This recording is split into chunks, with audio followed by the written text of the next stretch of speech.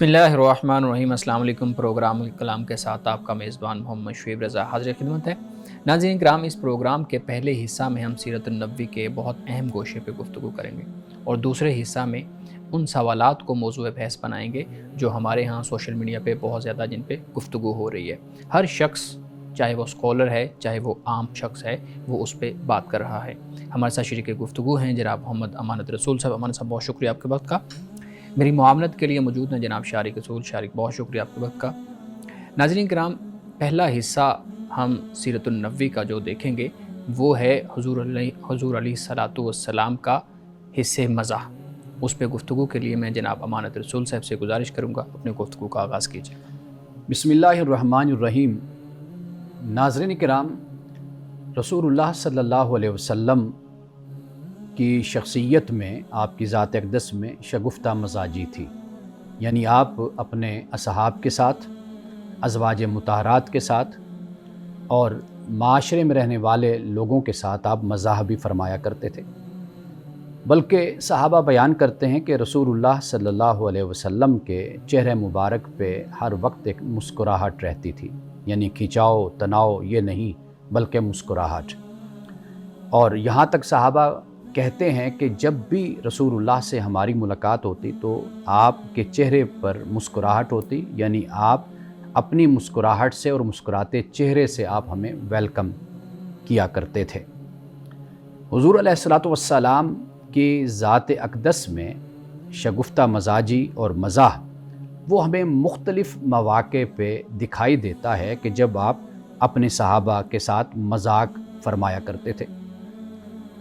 आप ये देखिए कि रसूलुल्लाह की खिदमत में एक सहाबी हाज़िर होते हैं और सादा लो सहाबी हैं, तो आप अलैहिस्सलातु वस्सलाम उनसे पूछते हैं कि तेरे मामू की जो बहन है वो तेरी क्या लगती है। अब जब ये सवाल उस सहाबी ने सुना तो वो थोड़े से खामोश से हो गए कि अचानक इसका जवाब उनके जहन में नहीं आया। तो रसूलुल्लाह ने फिर ख़ुद फरमाया कि क्या तू अपनी माँ को भूल गया है। यानी मामू की बहन वो माँ ही लगती है। तो आप ये देखिए नाज़रीन किराम के कितना एक शगुफ्ता और शाइस्ता यह मज़ा है जो रसूलुल्लाह अपने सहाबा के साथ फरमाया करते थे। यानी मिसाल के तौर पर आप देखिए कि आपकी बारगाह में एक सहाबी आते हैं और अर्ज़ करते हैं, या रसूलुल्लाह मुझे सवारी के लिए आप कोई सवार, कोई ऊँट आप मुझे दीजिए, कोई जानवर की जिस पे मैं सवारी करूं। तो आपने फरमाया कि मैं तुम्हें ऊँटनी का बच्चा दूंगा। अब वो सहाबी अर्ज़ करने लगे, या रसूलुल्लाह मैं ऊँटनी का बच्चा लेकर क्या करूंगा, मुझे तो सवारी करनी है। तो आपने फिर फरमाया कि क्या ऊँटनी का बच्चा ऊँट नहीं होता। तो इस पे वो सहाबी हंस पड़े। और इसी तरह रसूलुल्लाह सल्लल्लाहु अलैहि वसल्लम की बारगाह में एक खातून आती हैं और उनके खामंद बीमार हैं और वो अर्ज़ करती, या रसूलुल्लाह मेरे खामंद के लिए आप दुआ कीजिए। तो आप मुस्कुरा कर फरमाते हैं कि तुम्हारा खामंद वही है कि जिसकी आँखों में सफ़ेदी है। अब वो सहाबिया परेशान सी हो गई कि भाई आँखों में सफ़ेदी है मेरे खामंद की जो मैं नहीं देख सकी। तो वो घर जाती हैं और जाकर फिर अपने खामंद की आँखों को खोल कर देखती हैं। तो वो खामंद कहते हैं कि भाई क्या वजह है कि आप मुझे इस तरह क्यों देख रही हैं मेरी आँखों को। तो वो कहने लगी कि रसूलुल्लाह सल्लल्लाहु अलैहि वसल्लम ने ये फरमाया कि भाई क्या तुम उसी की बीवी हो जिसकी आँखें सफ़ेद हैं। तो वो सहाबी फिर हंस पड़े और हंस कर कहने लगे कि भाई आँखें तो सबकी सफ़ेद होती हैं, तो वाज़ेह बात है कि आँखों में सफ़ेदी होती है। तो गोया कि देखिए रसूलुल्लाह सल्लल्लाहु अलैहि वसल्लम का जो मज़ा है और जो आपका अंदाज़ है वो इतना शगुफ्ता है। एतदाल बहुत ज़रूरी है मज़ाह में। यानी अगर इंसान के मज़ाह में एतदाल नहीं है तो फिर ख़ूबसूरती और दिलकशी ख़त्म हो जाती है और फिर यूँ होता है कि जो अहमक लोग होते हैं वो इंसान पर जरी हो जाते हैं। यानी ज़्यादा हंसना, ज़्यादा मजाक करना और हर वक्त मजाक करना ये इंसान के वक़ार को और इंसान के रौब को ख़त्म कर देता है। अगर इंसान एतदाल के साथ मज़ाक करे, जैसे रसूलुल्लाह सल्लल्लाहु अलैहि वसल्लम की ज़िंदगी से हमें मालूम होता है, तो इसमें क्या है, اس میں شگفتگی بھی باقی رہتی ہے، دلکشی بھی قائم رہتی ہے، اور انسان کی شخصیت کی جو خوبصورتی، حسن اور جمال ہے یہ بھی باقی رہتا ہے۔ ناظرین کرام، ہمارے ہاں اس حوالے سے دو رویے ہوتے ہیں عام طور پر۔ ایک رویہ تو ہمارے ہاں یہ ہے کہ اگر کوئی بہت زیادہ مذہبی ہو جاتا ہے تو اس کے بھی چہرے سے مسکراہٹ ختم ہو جاتی ہے، یا دوسری طرف ہم یہ دیکھتے ہیں کہ ایک شخص بہت زیادہ مذاق کرتا ہے تو یہ دوسری انتہا ہو جاتی ہے۔ اصل طریقہ یہ ہوتا ہے کہ آپ مذاق کیجئے لیکن اس بات کا خیال کیجئے کہ اس میں اعتدال اور توازن ہو۔ اور دوسرا جو اس حوالے سے نکتہ ہے اور جو اہم بات ہے وہ یہ ہے کہ آپ جب بھی مذاق کریں تو وہ صرف مذاق ہونا چاہیے، یعنی جس سے سب انجوائے کریں، سب کو تفریح ملے۔ ایسا نہیں ہونا چاہیے کہ کسی شخص کی ذات پر، اس کی شخصیت پر اور اس کے قد کاٹھ پر، اس کے رنگ پر، اس کی ذات پر مذاق کیا جائے۔ یہ مذاق نہیں ہوتا، یہ طعن ہوتا ہے، یہ تشنیع ہوتی ہے، طنز ہوتا ہے کہ جو دوسرے کی شخصیت پر کیا جاتا ہے۔ ہمارے ہاں عام طور پر یہ رویہ اختیار کر لیا جاتا ہے کہ چند دوست آپس میں مل کر ایک دوست کو نشانے پہ رکھ لیتے ہیں اور اس کو جگت بازی اس کے ساتھ کرتے ہیں، تو اس کو مزاح نہیں کہا جاتا۔ مزاح یہ ہے کہ جو رسول اللہ صلی اللہ علیہ وسلم نے فرمایا، یعنی آپ کی خدمت میں ایک بوڑھی خاتون آتی ہے، صرف ایک صحابیہ ہی نہیں بلکہ حضرت صفیہ بھی جو آپ کی پھپھو ہیں، وہ بھی آپ کی خدمت میں یہ عرض کرتی ہیں کہ یا رسول اللہ صلی اللہ علیہ وسلم، کیا بوڑھے لوگ جنت میں جائیں گے؟ آپ نے فرمایا کہ بوڑھے لوگ جنت میں نہیں جائیں گے۔ اب آپ کی جو پھوپھی ہیں وہ بھی پریشان ہو گئی، رونے لگ گئی۔ اب وہ جو خاتون تھی صحابیہ وہ بھی رونے لگ گئی اور جانے لگی۔ تو روایات میں آتا ہے کہ رسول اللہ نے اسے روک کر، یا یہ ہے کہ پھر صحابی کو پیچھے بھیجا اور یہ پھر خوشخبری دی اور کہا کہ چونکہ وہ خاتون، وہ صحابیہ مسلمان تو تھی ہی، حافظہ بھی تھی قرآن مجید کی، تو آپ نے کیا فرمایا؟ آپ نے فرمایا کہ اے خاتون، کیا تو نے قرآن میں یہ آیت نہیں پڑھی؟ وہ آیت کون سی؟ اِنَّا أَنشَأْنَاهُنَّ إِنشَاءً فَجَعَلْنَاهُنَّ أَبْكَارًا عُرُبًا أَتْرَابًا، یعنی اس کا مطلب یہ ہے کہ اللہ فرماتا ہے کہ ہم ایک نئی اٹھان ان لوگوں کو، ان عورتوں کو جو دنیا میں مومنہ ہیں، مسلمہ ہیں، ان کو ہم جنت میں جب ان کو بھیجیں گے تو ہم ایک نئی اٹھان ان کو دیں گے، ایک نئی زندگی ہوگی، ایک نیا جوبن ہوگا، ایک نئی تخلیق ہوگی، ایک نیا انداز ہوگا۔ تو فرمایا کہ پھر جنت میں جب جائیں گی یہ خواتین، جو ان کے وہاں پر جوڑے ہوں گے یہ ان کی ہم عمر بھی ہوں گی اور یہ دوشیزائیں بھی ہوں گی۔ قرآن پاک نے اس کو بیان کیا۔ تو رسول اللہ نے پھر اس خاتون سے کہا کہ کیا آپ نے قرآن میں یہ نہیں پڑھا؟ تو یہ رسول اللہ کا انداز تھا مزاح کا، اور یہ تھی آپ کی شگفتہ مزاجی۔ آخری مثال میں یہاں پہ بیان کر کے آج کی اپنی گفتگو کو ختم کروں گا کہ رسول اللہ کے ایک صحابی تھے، اور وہ جب کوئی نیا پھل آتا تو وہ ہر موسم کا پھل آپ کی خدمت میں پیش کرتے، یعنی جیسے گرمیوں کا موسم آتا ہے تو اس میں آم آ جاتے ہیں، اور سردیوں کا موسم آتا ہے تو اس میں سنگترا یا مالٹا یہ آ جاتے ہیں، کنو آ جاتے ہیں۔ تو جب بھی کوئی تازہ پھل آتا تو وہ رسول اللہ کی خدمت میں حاضر کر دیتے۔ اب اندازہ کیجئے، یعنی رسول اللہ کے شگفتہ مزاجی کا اور طبیعت کے اندر جو ایک ٹھہراؤ تھا، وقار تھا، کہ وہ صحابی ادھار لے کر پھل آپ کی خدمت میں لایا کرتے تھے، اور جب وہ دکاندار پھل فروش وہ جب اس صحابی سے تقاضا کرتا کہ بھئی آپ مجھ سے پھل لے کر گئے تھے، اب 2 4 5 دن ہفتہ گزر گیا ہے، اب آپ میرے پیسے مجھے دے دیں، بطور قرض آپ پھل لے کر گئے، تو وہ اس صحابی اس دکاندار کو ساتھ لیتے اور رسول اللہ کے پاس آ جاتے اور کہتے یا رسول اللہ، جو میں نے پھل آپ کو نیا موسم کا آپ کو میں نے پیش کیا تھا نا، وہ میں نے قرض پر لیا تھا، اور میری استطاعت تو ہے نہیں کہ میں اس دکاندار کو اس کا قرض واپس کر سکوں، تو لہٰذا آپ ہی پھر اس کو پیسے دے دیجئے، اس کی ادائیگی کر دیں۔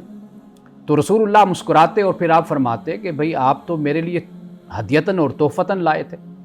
تو وہ عرض کرتے یا رسول اللہ، میری اتنی ہمت کہاں پر کہ میں یہ استطاعت رکھوں کہ میں تحفہ تو لایا ہوں آپ کے لیے، لیکن وہ میں لایا ادھار پر ہوں، تو آپ مسکرا پڑتے اور پھر اس شخص کی، اس دکاندار کی جو قیمت ہوتی پھل کی، وہ آپ اس کو واپس کر دیا کرتے تھے۔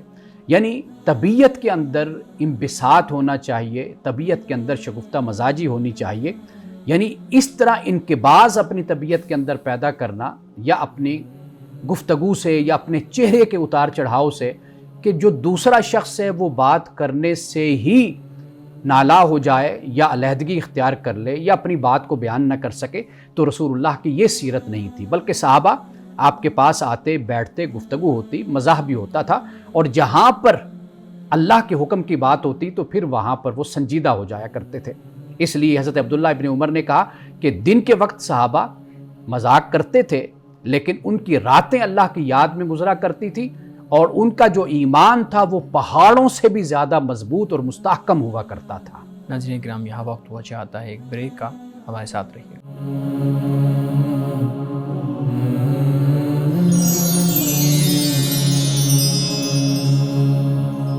ویلکم بیک ناظرین، امانہ سے بہت شکریہ، آپ نے انتہائی خوبصورت انداز میں رسول اللہ صلی اللہ علیہ وآلہ وسلم کے سیرت کا وہ پہلو ہمارے سامنے رکھا جس کو ہمارے ہاں، جس پہ بہت زیادہ عام طور پہ ہمیں سیرت کے اندر جو عام کتابیں ہیں اس میں یہ چیزیں نہیں ملتی۔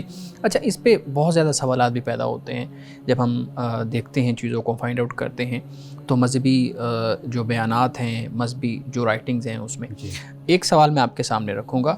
رسول اللہ صلی اللہ علیہ وآلہ وسلم کی سیرت پہ جو کتابیں لکھی گئی ہیں یا سیرت جو ہمارے ہاں جلسوں میں بیان کی جاتی ہے، اس میں کہیں پہ بھی رسول اللہ صلی اللہ علیہ وسلم کے اس پہلو کو ڈسکس نہیں کیا جاتا، بہت کم کیا جاتا ہے۔ اور پھر ایک کچھ روایات بھی بیان کی جاتی ہیں کہ رسول اللہ صلی اللہ علیہ وآلہ وسلم کے کبھی دانت نظر نہیں آئے تھے، رسول اللہ صلی اللہ علیہ وسلم کبھی کھل کے ہنسے نہیں تھے، رسول اللہ صلی اللہ علیہ وسلم سنجیدہ رہتے تھے۔ اور پھر ایک تو یہ، دوسرا ہمیں سیرت النبوی کی کتب میں رسول اللہ صلی اللہ علیہ وسلم کی جوانی کے اندر یا لڑکپن کے اندر ان کی کھیلوں کی طرف جو رجحان تھا وہ نظر نہیں آتا۔ تو اس سے ایک خاص طرح کا طرز عمل یا آپ کہہ لیں کہ طرز فکر پیدا ہوتا ہے کہ شاید پیغمبر خدا صلی اللہ علیہ وسلم ان ساری چیزوں سے ہٹے ہوئے تھے۔ یہ بہت اہم سوال ہے آپ کا، لیکن میں اس حوالے سے عرض کروں گا کہ ایسا نہیں ہے کہ ہماری سیرت کی کتابوں میں اور احادیث جو روایات ہیں ان میں یہ پہلو نہ بیان کیے گئے ہوں، لیکن بدقسمتی یہ ہے کہ ان پہلوؤں کو ہمارے ہاں بیان کیا نہیں جاتا۔ یعنی سیرت نگاروں میں اگر نام لوں تو کافی نام ہیں، پرانی کتابوں کے بھی ہیں اور جدید دور میں بھی ہمارے بہت سے سیرت نگار ہیں، خاص طور پر ڈاکٹر یاسین مظہر صدیقی صاحب رحمۃ اللہ علیہ جو 1-2 سال پہلے وفات پا گئے تھے۔ اس کے علاوہ ڈاکٹر حمید اللہ صاحب کا بڑا کام ہے، اس کے علاوہ مولانا وحید الدین خان صاحب کا بڑا کام ہے۔ تو میرا خیال ہے کہ علماء نے اس پر کام کر کے رکھا ہے، لیکن معاشرے میں جو نمایاں لوگ ہوتے ہیں، یعنی خطابت کے حوالے سے، گفتگو کرنے کے حوالے سے، وہ ان پہلوؤں کو بہت کم اجاگر کرتے ہیں۔ شاید جو ایک ان کو ضرورت نظر آ رہی ہوتی ہے وہ اسی کو بیان کرتے رہتے ہیں، یا پھر یہ ہوتا ہے کہ جو ہمارے یہاں کے روایتی علم ہے یا ایک روایتی نالج ہے اس کے مطابق پھر لوگ آگے بیان کرتے رہتے ہیں۔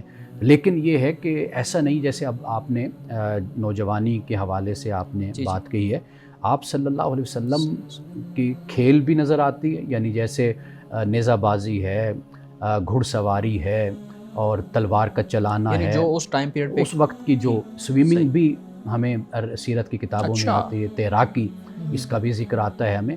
اور اس کے علاوہ جو دوسرا پہلو دیکھیے کہ معاشرے میں بھرپور کردار آپ نے ادا کیا۔ حلف الفضول کو آپ دیکھ لیجئے، وہ اتنا بڑا ایک معاہدہ تھا کہ جو آپ نے کیا تھا، اور اس میں کیا تھا؟ اس میں یہ تھا کہ جو اجنبی آتا ہے، کیونکہ مکہ میں جو اجنبی آتا تھا تو اس کو وہاں کے لوگ کئی دفعہ اس سے دھوکہ دہی کرتے تھے، ان کے حقوق کو محفوظ رکھنے کے لیے، سیکیور کرنے کے لیے رسول اللہ صلی اللہ علیہ وسلم اور چند نوجوانوں نے مل کر حلف الفضول کو آپ نے قائم کیا، بنایا۔ تو گویا کہ دونوں طرف یہ ایکٹیویٹیز ہمیں نظر آتی ہیں۔ ہمارے علماء کو، اسکالرز کو خاص طور پر یہ چاہیے کہ نوجوانوں کو اس پہلو سے بھی روشناس کرائیں، اور ہم نے آج کا جو پروگرام ہے خاص طور پر جمعہ کے دن اسپیشل جو ہے الکلام کا، وہ اسی لیے ہم نے شروع کیا تاکہ ہم اپنے ناظرین کو بتا سکیں کہ رسول اللہ صلی اللہ علیہ وسلم کی سیرت کے کتنے ایسے پہلو ہیں کہ جو ہم سے جو چھپ گئے ہیں یا ہم ان کو بھول گئے ہیں یا ہمیں ان کے بارے میں بتایا نہیں جاتا، ان پہ ہماری خاص توجہ نہیں جاتی۔ جی۔ اچھا مولانا صاحب، ایک اور چیز میں پوچھنا چاہوں گا، ہمارے ہاں جو شخص بھی سنجیدہ رہتا ہے، یا آپ کہہ لیں کہ جو شخص بھی اپنی جوانی میں، لڑکپن میں کھیلوں کی طرف اس کا رجحان زیادہ ہوتا ہے، اس طرح کی ایکٹیویٹیز میں وہ زیادہ انوالو ہوتا ہے، تو اس کے اساتذہ، ماں باپ، معاشرے کے لوگ اس کو کہتے ہیں کہ کسی اچھے کام میں اپنی ایکٹیویٹی لگاؤ، اور پھر اس کو اسی طریقے سے جیسے میں نے بیان کیا ہماری سیرت سے، پھر بزرگوں کی تعلیمات سے وہ دکھاتے ہیں کہ یہ دیکھو وہ اتنے گھنٹے پڑھتے تھے، ان کی کوئی ایکٹیویٹی ایسی نظر نہیں آتی ہمیں۔ تو یہ جو رویہ ہے کہ ہم خاص طرح کے 2 باکسز بنا لیے ہیں کہ اگر آپ سنجیدہ ہیں، یعنی اگر آپ پڑھنے لکھنے والے ہیں تو آپ اس باکس میں فٹ ہوں گے جس میں آپ کے چہرے پہ مسکراہٹ نہیں آئے گی، جس میں آپ کھیلیں گے نہیں، کسی ایسی ایکٹیویٹی میں شامل نہیں ہوں گے، اور اگر آپ نالائق ہیں تو پھر آپ کھیلیں گے بھی یا باقی چیزیں بھی کریں گے۔ تو یہ جو معاشرے کا پہلو ہے اس کو کیسے بہتر کیا جائے؟ اچھا، بات یہ ہے کہ جس کا کھیل کی طرف رجحان ہے اس کی سرپرستی اور اس کی رہنمائی اسی حوالے سے کی جانی چاہیے۔ ٹھیک۔ آج کی دنیا میں بہت بڑا یہ میدان ہے اور بڑی ورائٹی ہے، اس میں مختلف شعبے ہیں، لوگ اس میں آگے بڑھ رہے ہیں، ترقی کر رہے ہیں، ایک تو یہ بات ہے۔ اور دوسری بات یہ ہے کہ اگر جس کا رجحان تعلیم کی طرف، علم کی طرف ہے تو سبحان اللہ وہ اس طرف اپنی توجہ دے، لیکن یہ ہے کہ ادھر سے کھینچ کر ادھر لانے کی کوشش کرنا یا ادھر سے کھینچ کر ادھر لے کر جانے کی کوشش کرنا، تو میرا خیال ہے کہ یہ جو کوشش ہے یہ عبث ہے۔ اور آخری بات، جو دنیا سے چلا جاتا ہے نا، اس کے بارے میں ہم بہت زیادہ ایگزیجریشن کرتے ہیں، مبالغہ آرائی ہم کرتے ہیں، یہ ایک عمومی مزاج ہوتا ہے لوگوں کا۔ یعنی مثال کے طور پر میں اگر اپنے بچے کو کسی طرف راغب کرنا چاہوں تو میں پھر دوسروں کے بچوں کی مثالیں دوں گا۔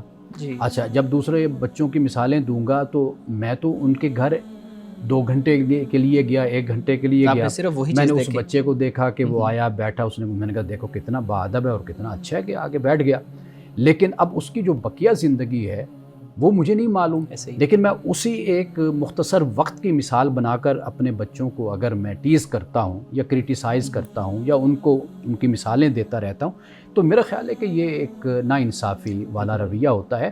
اپنے بچوں کی زندگی تو آپ دیکھ رہے ہیں، مشاہدہ کر رہے ہیں، لیکن اس بچے کی زندگی اس لیول پر تو آپ نے مشاہدہ نہیں کیا۔ آپ کو کیا پتہ کہ وہ اپنے ماں باپ کو کتنا ستاتا ہوگا یا کتنا وہ پریشان کرتا ہوگا۔ تو میرا خیال ہے کہ ایک معتدل اور متوازن رویہ وہ در حقیقت بہتر ہوتا ہے اور اس سے تربیت بھی اچھی ہوتی ہے۔ بالکل۔ میں ایک سوال کرنا چاہتا ہوں۔ جی پلیز۔ بہت شکریہ۔ اچھا، آپ نے اپنی گفتگو میں ذکر کیا کہ جو زیادہ مذاق کرنا ہوتا ہے یہ انسان کے روب کو کم کرتا ہے، جی، تو جو زیادہ ضرورت سے زیادہ جو اچھائی کا رویہ ہے کسی کے ساتھ، کیا وہ بھی ہمارے روب اور دبدبے کو یعنی کہ اس میں کمی واقع کرتا ہے؟ دیکھیے، معاشرے میں نا 2 قسم کے لوگ ہوتے ہیں۔ پہلی بات تو یہ ہے کہ اعتدال اور توازن یہ تو ہر معاملے میں ہونا چاہیے۔ یعنی وہ کہتے ہیں کہ اتنے میٹھے نہ بنو کہ تمہیں لوگ نگل جائیں اور اتنے کڑوے نہ بنو کہ لوگ تمہیں تھوک دیں۔ یعنی دونوں کے درمیان انسان کا جو رویہ ہے، توازن اور اعتدال کا، وہ رویہ انسان کا ہونا چاہیے۔ جس طرف آپ اشارہ کر رہے ہیں، دیکھیے یہ ڈیپینڈ کرتا ہے کہ آپ کے سامنے کون ہے۔ کئی دفعہ آپ بہت اچھے طریقے سے چلتے ہیں دوسرے کے ساتھ، وہ آپ سے اور اچھے طریقے سے چلتا ہے۔ اچھا، کبھی ایسا بھی ہوتا ہے کہ آپ بہت اچھے ہیں، اگلا سمجھتا ہے کہ یہ بڑا سادہ آدمی ہے اور اس میں کوئی اتنی چلاکی نہیں ہے، تو میں اس کو استعمال کر سکتا ہوں اور اس کو اپنے مفاد کے لیے میں آگے لے کر چل سکتا ہوں۔ تو وہاں پر پھر انسان کو چاہیے کہ وہ خبردار ہو جائے اور خام خواہ اپنے آپ کو دوسرے کے لیے غلط استعمال نہ ہونے دیں۔ تو لہٰذا آپ اچھے رہیں، آپ سب کچھ بنیں، سب کے ساتھ چلیں۔ کئی دفعہ ایسا اچھا رسپونس دوسرے کی طرف سے آپ کے لیے آتا ہے کہ آپ اگر دونوں مل کر بھی چلتے ہیں تو آپ ترقی کرتے ہیں، ترقی کی طرف بڑھتے ہیں۔ لیکن اگر آپ یہ دیکھ رہے ہیں کہ بھئی میں جتنا اچھا ہو کر دوسرے کے ساتھ چل رہا ہوں، دوسرا اس طریقے سے میرے ساتھ نہیں ہے بلکہ یہ چلاکیاں میرے ساتھ کر رہا ہے، تو پھر وہاں پر واضح بات ہے کہ آپ کو محتاط ہو جانا چاہیے۔ صحیح، ٹھیک۔ ناظرین کرام، یہاں وقت ہوا چاہتا ہے ایک بریک کا، ہمارے ساتھ رہیے۔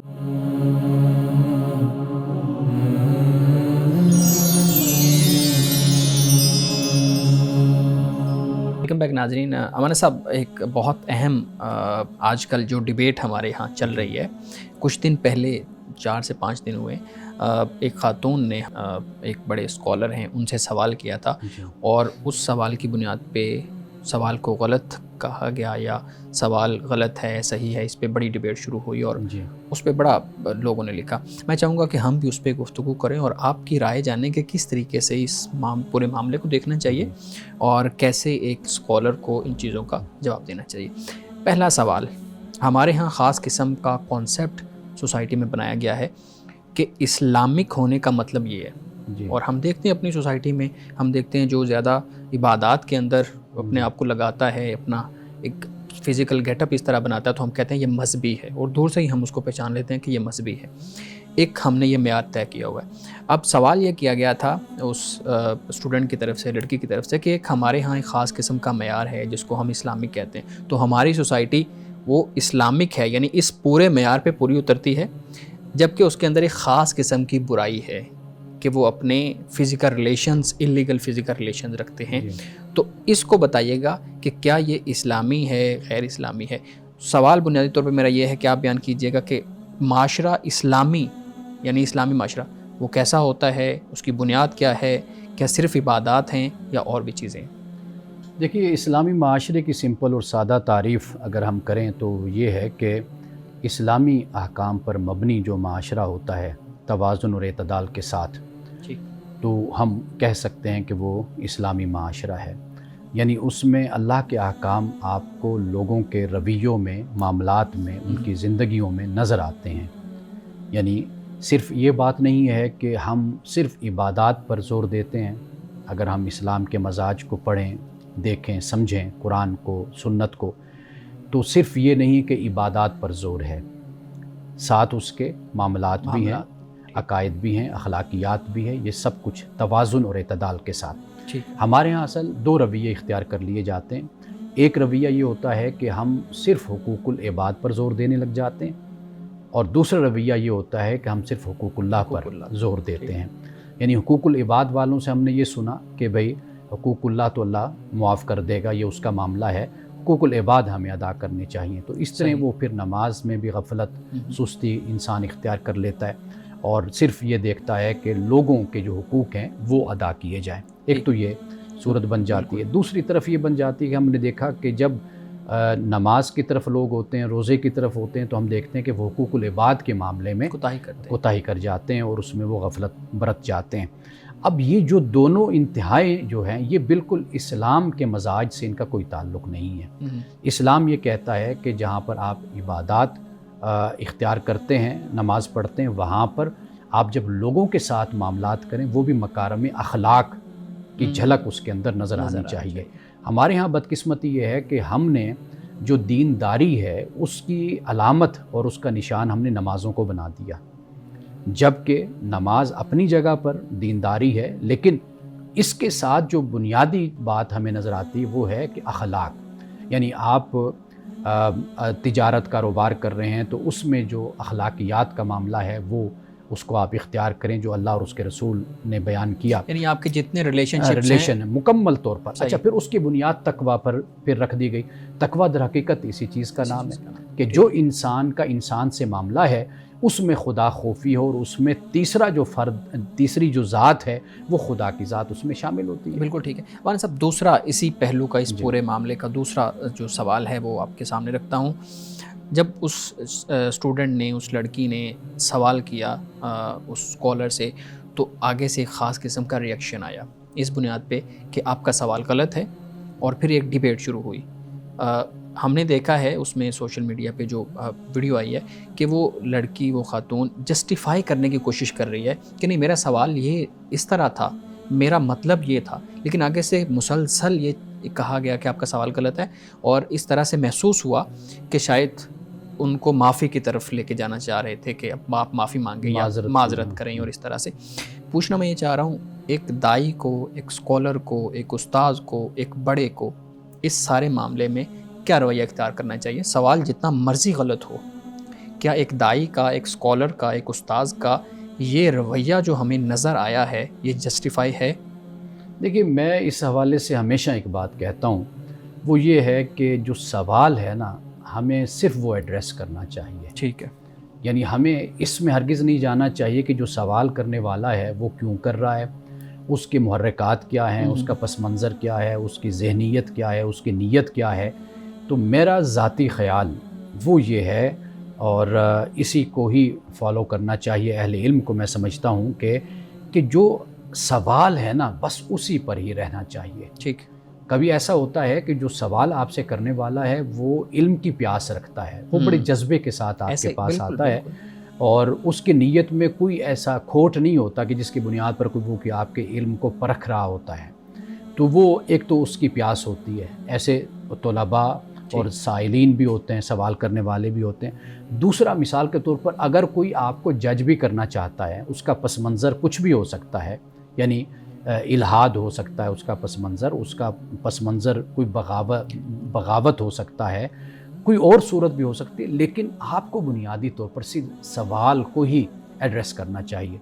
میں یہ کہتا ہوں کہ جو اس وقت ہمارے نوجوانوں میں اضطراب اور بے چینی ہے مذہب کے حوالے سے، اس اضطراب اور بے چینی کا جو علاج ہے وہ یہ نہیں ہے کہ آپ کسی کو نشانے پہ رکھ لیں، کسی پر تنقید کریں، اس شخص پر جو سوال کر رہا ہے وہ نوجوان، بلکہ اس کا جو سوال ہے فقط اس کو آپ ایڈریس کریں بس. اس کے بعد آپ کسی اور طرف نہ جائیں، اس کی ذات کی طرف یا اس کے پس منظر کی طرف. ہم دیکھتے ہیں کہ اسلام کے حوالے سے، مذہب کے حوالے سے جس نے بھی بات کی، اور اگر وہ بات آپ کی سوچ یا آپ کی بنیاد کے خلاف ہے، تو ہمارے ہاں مذہبی طبقے کی طرف سے، مذہبی لوگوں کی طرف سے خاص قسم کی ریاکشن آیا کہ یہ غدار ہے، یہ خاص پلانٹڈ شخص ہے، یہ اس لیے یہ سوال کر رہا ہے. وہ آپ علمی دنیا کے اندر آپ دیکھ سکتے ہیں، میں نام نہیں لوں گا لوگوں کا. تو جب بھی کوئی کسی نے کتاب لکھی، کسی نے کوئی بات کی قرآن کے سوالات کو لے کے، حدیث کے معاملے کو لے کے، سیرت کے معاملے کو لے کے، تو ہم نے خاص قسم کا لیبل اس پہ لگایا اور پھر اس کو اوپر گالیوں کی، اس کے اوپر تنقید کی، یہ بوچھاڑ کر دی. ایک نوجوان، میں بھی نوجوان ہوں، بہت سے سوالات ذہن میں آتے ہیں. ایک اسکالر 30 سال بعد، 35-50 سال بعد اس سٹیج پہ گیا ہوگا جس سٹیج پہ وہ کھڑا ہے، لیکن ایک نوجوان جو پہلی سیڑھی پہ کھڑا ہوا ہے، وہ اسکالر اس کو سمجھ رہا ہے کہ یہ بھی آخری سیڑھی پہ ہے جہاں پہ میں کھڑا ہوا ہوں. تو یہ رویہ تو کسی صورت میں میرے خیال میں نوجوانوں کو قریب لانے کے لیے، میں تو معذرت کے ساتھ یہی کہوں گا کہ نوجوان تو پھر دور ہو رہے ہیں، وہ پھر مزید دور ہوں گے. تو خدا کے ہاں جواب دہ کون ہوگا؟ وہ نوجوان ہوں گے یا اسکالر ہوں گے؟ دیکھیے، جو آپ نے یہ بات کہی نا کہ جو ایک مذہبی رویے کے حوالے سے، پہلی بات تو یہ ہے کہ کوئی مسلمان ہے یا کوئی غیر مسلم، آپ اس کو چھوڑ دیجئے، اصل ہے سوال. ٹھیک. اور اس سوال میں چھپا ہوا جو اضطراب اور بے چینی ہے وہ بنیادی چیز ہے، وہ آئیڈینٹیفائی ہونی چاہیے اور اس پر بات کی جانی چاہیے. اور نوجوان اگر آپ کے پاس آ گیا ہے تو یہ غنیمت ہے، وہ کہیں اور بھی جا سکتا ہے. تو اگر آپ کے پاس وہ آیا تو گویا کہ وہ اپنے سوال کا جواب آپ سے لینے آیا ہے. وہ یہ سمجھا ہے کہ بھئی یہ جو شخص ہے یہ میرے اس اضطراب کو دور کر سکتا ہے، میری اس بے چینی کو ختم کر سکتا ہے، یہ میرے اس سوال کا جواب دے سکتا ہے. تو لہٰذا یہ غنیمت سمجھیے کہ آپ کے پاس نوجوان آ رہے ہیں. اگر خدا نہ خواستہ وہ وقت آیا کہ جب وہ آئیں گے بھی نہیں تو پھر ہم کس کی اصلاح کریں گے، ہم کس کو بتائیں گے صحیح راستہ؟ پھر آپ دائی کیسے بنیں گے؟ وہ بالکل ٹھیک ہے. ناظرین کرام، بقیہ سوالات لیتے ہیں ایک بریک کے بعد، ہمارے ساتھ رہیے گا.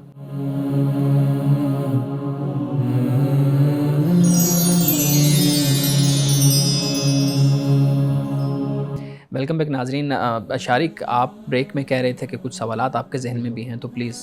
جی اچھا، تو آپ سب جو ڈسکس کر رہے تھے کہ نوجوانوں کے ذہنوں میں جو آج کل سوالات ہیں، تو میں بھی ایک نوجوان ہوں اور میرے بھی ذہن میں کچھ سوالات ہیں اس معاشرے کے حوالے سے. تو آج تھوڑے سیاست کے حوالے سے میرے سوال ہیں، اخلاقی پہلو کو لے کر، کہ ہمارے جو ہمارے ہاں جو سیاسی لیڈرز کو بدنام کیا جاتا ہے، ان پر کیچڑ اچھالا جاتا ہے اور بعد میں کہہ دیا جاتا ہے آسانی سے کہ یہ تو سیاسی بیانیہ تھا. کیا یہ رویہ درست ہے؟ کیونکہ اس سارے مرحلے میں جو میرے جیسے لوگ ہیں، عوام ہیں، وہ یہ مان لیتے ہیں، تسلیم کر لیتے ہیں کہ فلانا جو شخص ہے وہ تو اس کا کردار ایسا ہے، وہ جو باتیں کی گئی ہیں اس کے حوالے سے وہ بالکل درست ہیں. تو جو بہتان لگائے جاتے ہیں، جو الزام تراشی کی جاتی ہے اور بعد میں کہہ دیا جاتا ہے کہ یار یہ تو سیاسی بیانیہ تھا، تو سیاسی بیانیہ ہونے کی بدولت کیا اس کی معافی ممکن ہے یا پھر خدا کے ہاں اس کی جواب دہی ہوگی؟ دیکھیے، پہلی بات تو یہ کہ اگر جدید دنیا میں ایسا رویہ اختیار کیا جائے تو پھر تو ثابت کرنا پڑتا ہے جو الزام لگانے والا ہوتا ہے، اور اگر وہ ثابت نہیں کر پاتا تو پھر اس پر جرمانہ ہوتا ہے. یعنی جدید دنیا میں تو ایسا ہوتا ہے. ہمارے ہاں یہ ایک کھیل ہے اور اپنی جسے کہتے ہیں کہ اپنی سیاست میں آگے بڑھنے کا ایک انداز ہے، اپنی جسے کہہ لیں الزام ہے، تہمت ہے، یہ جو کلچر ہمارے ہاں ہے، تو ورنہ ایسا دنیا میں ہوتا نہیں ہے. یعنی اگر کوئی ایسا طریقہ اختیار کرتا ہے تو اس کو فوراً پکڑ لیا جاتا ہے کہ بھئی آپ ثابت کرو جو آپ نے کہا ہے. تو اس کا ایک تو ریاست کے لحاظ سے دیکھا جائے جدید دنیا میں تو اس کی جواب دہی دنیا میں بھی انسان کو دینی ہوتی ہے. اور دوسری بات یہ کہ اس میں کوئی شک نہیں ہے کہ اگر ہم اسلام کو پڑھتے ہیں، مطالعہ کرتے ہیں، قرآن کو دیکھتے ہیں، حدیث کو دیکھتے ہیں، تو ہمیں اللہ پاک نے قرآن پاک میں اس بات کو بیان کیا ہے کہ ان السمع والبصر والفؤاد کل اولئک کان عنہ مسئولا، کہ یہ جو سماعت ہے، سننا اور بصارت دیکھنا، اور یہ جو آپ کے جذبات اور احساسات ہیں، اور یہ سب کچھ جو ہے کل قیامت کے دن ان کے بارے میں سوال ہوگا، آپ سے پوچھا جائے گا. اور اسی طرح ایک اور مقام پر یہ فرمایا کہ یوم تشہد علیہم السنتہم وایدیہم وارجلہم بما کانوا یعملون، کہ قیامت کے دن یہ جو انسان کی زبان ہے، ہاتھ ہیں، پاؤں ہیں، یہ انسان کے خلاف گواہی دیں گے. یعنی جو کچھ بھی انسان کرتا رہا ہوگا تو اس کے خلاف یہ گواہی دیں گے. تو ہم قرآن مجید کو جب ہم پڑھتے ہیں تو اس میں بہت سختی کے ساتھ اس بات سے منع کیا گیا ہے کہ ہم دوسرے کے بارے میں بدگمانی رکھیں یا دوسرے کے بارے میں ہم ایسی باتیں کہیں کہ ولا تقف ما لیس لک بہ علم. قرآن کہتا ہے کہ ایسی بات کے پیچھے مت لگو جس کا تمہیں علم نہیں ہے. تو یہ جو رویہ ہمارے ہاں اجتماعی طور پر یا سیاسی حوالے سے ہمیں نظر آتا ہے تو یہ قابل افسوس ہے، اور صرف دنیا میں نہیں بلکہ آخرت میں بھی یہ قابل گرفت ہے. ہمارے ہاں جو لوگ ہیں وہ ان کو سیاست کا بہت شوق ہے اور سیاسی سرگرمیوں کا بہت بڑھ چڑھ کر اس میں حصہ لیتے ہیں، اور جب بھی سیاسی جلوس منعقد ہوتے ہیں تو بہت جوش و خروش سے اس میں اپنا کردار ادا کرتے ہیں. لیکن کیونکہ یہ ٹائم ٹیکنگ ایک چیز ہے، سیاسی جلسہ سرگرمیاں پورا دن اس میں صرف ہو جاتا ہے، اور جو عام لوگ ہوتے ہیں ان کے گھر بار ہوتے ہیں، پیچھے ایک فیملی ہوتی ہے، ماں باپ، میاں بیوی، بیوی بچے، تو ان کو چھوڑ کر سیاسی سرگرمیوں میں حصہ لینا بلا شبہ ہمارے سیاسی حقوق بھی ہیں، لیکن حقوق العباد کا بھی دھیان رکھنا بہت ضروری ہے. تو کہ جو ہمارا رویہ ہے کہ ہم عام زندگی کے معاملات کو پس پش ڈال کر سیاسی سرگرمیوں میں حصہ لیتے ہیں، کیا یہ رویہ درست ہے، اور کیا اس کے خدا کے ہاں یعنی کہ ہمیں جواب دہ ہونا پڑے گا؟ دیکھیے، پہلی بات یہ ہے، آپ صرف سیاسی سرگرمیاں نہیں بلکہ مذہبی سرگرمیاں بھی، اس میں بھی یہ دیکھا جاتا ہے کہ ترجیح کس کو حاصل ہے. بالکل. یعنی ایسا نہیں ہو سکتا کہ آپ اپنے بیوی بچوں کو چھوڑ کر آپ نکل جائیں گھر سے، اور ان کے لیے کوئی سہولت نہ ہو، ان کی بنیادی ضرورتیں پوری کرنے کا کوئی ذریعہ اور وسیلہ نہ ہو، اور آپ ان کو بالکل ہی جسے کہتے ہیں بے آسرا اور بے سہارا چھوڑ کر آپ کہیں جی میں اب تبلیغ اور دعوت کے لیے یا مذہبی سرگرمیوں کے لیے میں جا رہا ہوں، تو یہاں پر بھی اللہ کے ہاں انسان کی پکڑ ہوگی. تو ترجیح بنیادی چیز ہے، پریورٹیز. اسی طرح سیاسی سرگرمیاں ہیں. اگر آپ اپنے گھر بار کو تیاگ دیتے ہیں، چھوڑ دیتے ہیں، اور آپ کہتے ہیں جی میں ایک بڑے مشن پر نکلا ہوا ہوں، تو اللہ کے ہاں آپ کے اس مشن کی کوئی اہمیت نہیں ہے. اچھا. آپ کے بنیادی فرد ہونے کے ناطے آپ کی جو ذمہ داری ہے وہ آپ کی اپنی ذات سے شروع ہوتی ہیں. آپ اپنی ان ذمہ داریوں کو پہلے بہتر طریقے سے ادا کریں، ٹھیک ہے، پھر اس کے بعد اگر آپ ایسی سرگرمیوں میں حصہ لیتے ہیں بڑھ چڑھ کر حصہ لیں، کوئی پابندی نہیں ہے، لیکن ترجیح وہ آپ نے قائم کرنی ہے، اور وہ ترجیح آپ کو اللہ نے قرآن مجید میں اور رسول اللہ نے سنت میں ہمیں بتا دی ہیں کہ ان ترجیحات کے ساتھ آپ آگے بڑھ سکتے ہیں. آپ دیکھیے، تھوڑا سا اسی بات پہ آپ غور کریں کہ جو انقلاب لانا چاہتے ہیں یا کوئی تبدیلی لانا چاہتے ہیں اجتماعی سطح پر، تو انفرادی سطح پر اگر وہاں پر کرپشن ہے، بدعنوانی ہے، اپنی ذمہ داریوں سے غفلت ہے، آپ مجھے بتائیے کہ وہاں اجتماعی سطح پہ کیسے تبدیلی آ سکتی ہے. یعنی تبدیلی تو اصل میری ذات سے شروع ہوتی ہے نا، آپ کی ذات سے، آپ کی ذات سے. تو جب ہم بحیثیت فرد کے معاشرے میں ایک ذمہ دار بنتے ہیں اور باشعور بنتے ہیں تو اجتماعی طور پر تبھی تبدیلی آئے گی نا. آپ ڈھیر ساری بھیڑیں اکٹھی کر لیں، مویشی اکٹھے کر لیں، تو اس سے کیا تبدیلی آئے گی؟ بالکل ایسے. ٹھیک ہے نا. اسی طرح انسانوں کا معاملہ ہوتا ہے کہ انسان باشعور ہو، انسان باکردار ہو، بااخلاق ہو، اپنی ذمہ داریوں کو صحیح طریقے سے ادا کرنے والا ہو، تو اس معاشروں میں خود بخود اجتماعی طور پر تبدیلی رونما ہو جاتی ہے. آپ نے بالکل درست فرمایا. لیکن ہم دیکھتے ہیں کہ جو ہمارے ہاں تبلیغ کرنے والے افراد ہیں جو مذہبی سرگرمیوں میں بڑھ چڑھ کر حصہ لیتے ہیں اور باقیوں کو بھی دعوت دیتے ہیں کہ آپ آئیں ہمارے ساتھ چلیں. لیکن وہ کافی ہم دیکھتے ہیں کہ مجبور کرتے ہیں, اور خوف خدا یعنی کہ ہونا چاہیے سب میں, لیکن وہ بہت زیادہ ڈر کا ایلیمنٹ جو ہے وہ استعمال کرتے ہیں لوگوں کو راغب کرنے کے لیے اس جانب. تو لوگ جو ہیں وہ مجبور ہو جاتے ہیں اپنے گھر بار کو چھوڑنے کے لیے. وہ سمجھتے ہیں کہ جو دین کا فریضہ ہے وہ انجام دینا پہلے بہت ضروری ہے, اس کے بعد گھر بار پہ ہم آئیں گے. اصل میں بات یہ ہے کہ سارے معاملات حسن نیت سے نہیں چلتے. جی, یعنی انسان دین کا درک, دین کا علم بھی کسی حد تک ضرور حاصل کرے. یعنی اس کو یہ پتہ ہونا چاہیے کہ میری پہلی ذمہ داری کیا ہے, پھر اس کے بعد دوسری ذمہ داری کیا ہے, پھر تیسری ذمہ داری کیا ہے. یعنی ایک شخص مثال کے طور پر دکان پر بیٹھا ہوا ہے, اب اس کی پہلی ذمہ داری ہے کہ وہ حلال کمائے. اب اگر نماز کا وقت ہوتا ہے تو پھر اس پر لازم ہے کہ اٹھ کر وہ نماز کو ادا کرے. اب دکان دوسرے نمبر پر آ گئی, نماز پہلے نمبر پر چلی گئی. اسی طرح دکان پر بیٹھا ہے تو وہ حلال روزی کمانا وہ پہلے نمبر پر پھر آ جاتا ہے. تو گویا کہ ان چیزوں کو مد نظر رکھ کر انسان کو زندگی گزارنی چاہیے. ہمارے ہاں اصل جو مسئلہ ہے وہ یہ ہے کہ لوگ اسلام سے, مذہب سے محبت کرتے ہیں لیکن مذہب کا علم حاصل نہیں کرتے. جب علم حاصل نہیں کریں گے تو پھر جو کچھ بھی ان کو کہا جائے گا وہ پھر اسلام کی, دین کی, مذہب کی محبت میں پھر وہ کر گزرتے ہیں, اس پر چلتے جاتے ہیں. تو لیکن جیسے جیسے علم انسان کو حاصل ہوتا ہے پھر اس کو پتہ چلتا ہے کہ بھئی میں اصل جواب دوں اللہ کی بارگاہ میں, اور وہاں پر مجھ سے کیا پوچھا جانا ہے, تو وہ پھر اس شعور اور علم کے ساتھ پھر اپنے آپ کو طے کرتا ہے کہ بھئی میں نے کیسے اپنی زندگی گزارنی ہے. بالکل ایسی ہے. اور لوگ مذہب کا بے شک بالکل آپ نے درست فرمایا کہ وہ علم حاصل نہیں کرتے, اور مذہب نے اندھی تقلید سے بھی منع کیا ہے. اور لیکن ہم یہ عنصر جو ہے اپنے لوگوں میں بہت زیادہ دیکھتے ہیں کہ ہم جب کوئی لیڈر چن لیتے ہیں کہ یہ ہمارا مسیحا ہے اور یہی ہمارے مسائل حل کرے گا, تو ہم اس سے بہت ساری امیدیں باندھ لیتے ہیں. اور نہ صرف یہ کہ ہم اس کے جو پازیٹیو پہلو ہیں, جو اس کے اچھے اقدامات ہیں, نہ صرف ہم کو سراہتے ہیں بلکہ جو اس کے نیگیٹو اسپیکٹس ہوتے ہیں جن پر تنقید کی جانی چاہیے ہم وہ بھی درگزر کر دیتے ہیں. تو کیا جو یہ رویہ ہے کیا یہ اندھی تقلید میں شمار ہوتا ہے, اور کیا یہ رویہ ہمیں چھوڑ دینا چاہیے؟ اچھا, اس دو باتیں میں اس حوالے سے بیان کروں گا. ایک بات یہ ہے کہ جو آپ نے پہلی بات جو آپ نے کی ہے کہ ہمارے ہاں اندھی تقلید کا جو معاملہ ہے, اصل جو آپ کا محسن ہے نا, محسن وہ ہوتا ہے کہ جو آپ کی پالیسیوں پر, آپ کے طرز عمل پر تنقید کرے, کرٹیسائز کرے. کسی بھی سیاسی جماعت کا ہو, کسی بھی مذہبی جماعت کا ہو, اصل وہ کارکن وہ ہوتا ہے کہ جو اپنی جماعت پر اور سربراہ جماعت پر تنقید کرتا ہے, نقد کرتا ہے اور بتاتا ہے کہ بھئی کہاں کہاں پر کیا کیا غلطی ہم سے ہوئی ہے. تو ایک بات جو سب سے اہم بات ہے وہ یہ ہے, اس لیے جو اندھی تقلید کا رویہ ہے یہ ہمیں ہر صورت میں چھوڑ دینا چاہیے.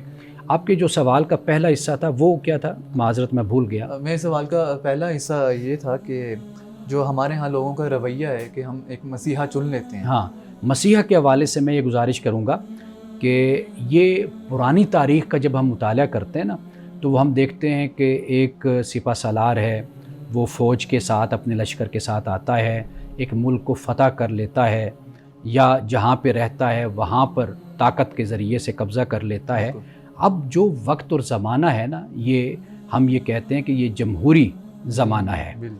تو جمہوری نظام میں ہمیشہ یہ ہوتا ہے کہ مسیحا کوئی نہیں ہوتا, پوری ایک جماعت ہوتی ہے اور اجتماعیت کے ساتھ ایک ملک میں تبدیلی آتی ہے. سب کی رائے شامل ہوتی ہے, سب کا ووٹ ہوتا ہے اور سب مل کر ایک تبدیلی کی طرف بڑھتے ہیں. تو یہ جو مسیحا کا تصور ہے اب یہ پرانا ہو چکا ہے.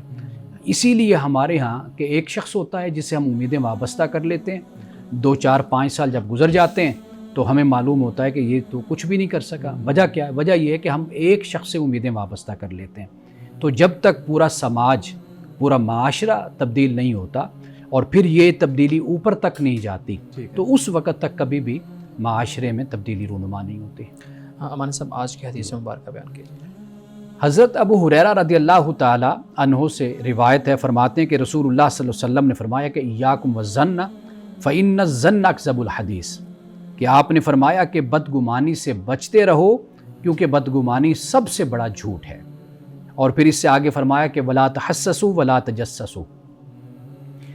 اور نہ کسی کے عیبوں کی ٹوہ لگواؤ اور نہ خود کسی کی ٹوہ میں لگو. یعنی سب سے پہلی بات یہ فرمائی کہ بدگمانی نہ کرو، اور یہ جھوٹ ہوتی ہے بدگمانی، یعنی یہ بات یہ جھوٹ ہے. اکذب الحدیث فرمایا، سب سے جھوٹی بات یہی ہے کہ بدگمانی. یعنی جب آپ دیکھیں، جب آپ اپنے کانوں سے سنیں، جب آپ مشاہدہ کریں، ہاں پھر آپ کوئی اس پر بات کر سکتے ہیں، لیکن سنی سنائی باتوں پر کبھی بھی نہیں چلنا چاہیے اور بدگمانی نہیں ہونی چاہیے. اور دوسری بات آپ نے فرمائی کہ کسی کی یہ ڈیوٹی لگا دینا کہ اس کے عیبوں کو تلاش کرو، اس ٹوہ میں لگ جاؤ، کسی کو مقرر کر دینا، یہ بھی غلط ہے. اور خود کسی کے عیبوں کی ٹوہ میں اور تلاش میں لگ جانا، فرمایا کہ یہ بھی غلط ہے. تو یہاں پر اس حدیث میں رسول اللہ نے 3 بری عادتوں سے ہمیں منع فرمایا ہے. ناظرین کرام، اس دعا کے ساتھ اپنے پروگرام کا اختتام کریں گے. اللہ رب العزت حسن کلام اور تاثیر کلام عطا فرمائے، ہماری زبان کے گروں کو کھول دے اور سننے والوں تک خیر کا پیغام پہنچے. اجازت دیجیے، خدا حافظ.